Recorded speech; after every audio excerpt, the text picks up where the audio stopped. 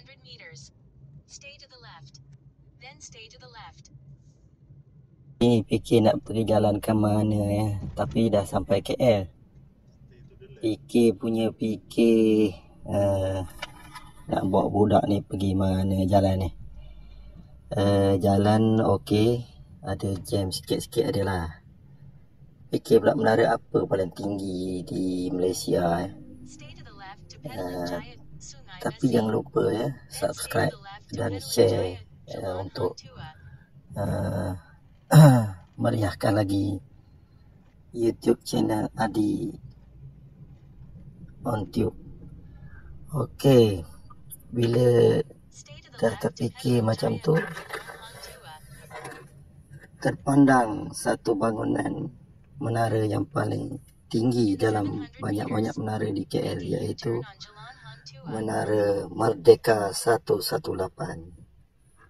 Ya, Menara Merdeka 118 yang dulu dipanggil dengan Warisan Merdeka ataupun KL 118 ataupun PMB 118 ya. Okey, kita tengok maklumat tentang menara ini, iaitu ianya setinggi 118 tingkat. Tingginya adalah 678.9 meter ya, iaitu menara yang kedua tertinggi di dunia selepas Burj Khalifa di Dubai, iaitu Burj Khalifa 828 meter.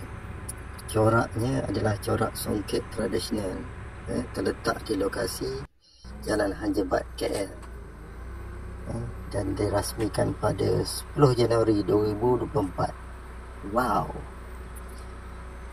Pemiliknya adalah PMB, iaitu PMB Merdeka Ventures Sedia Berhad.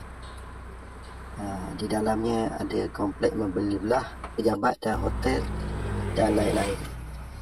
Jika anda berkunjung ke Kuala Lumpur, bolehlah singgah di Menara Merdeka 118 dan selamat bercuti. Jumpa lagi di lain siaran. Assalamualaikum warahmatullahi taala wabarakatuh. Jangan lupa subscribe. Okey.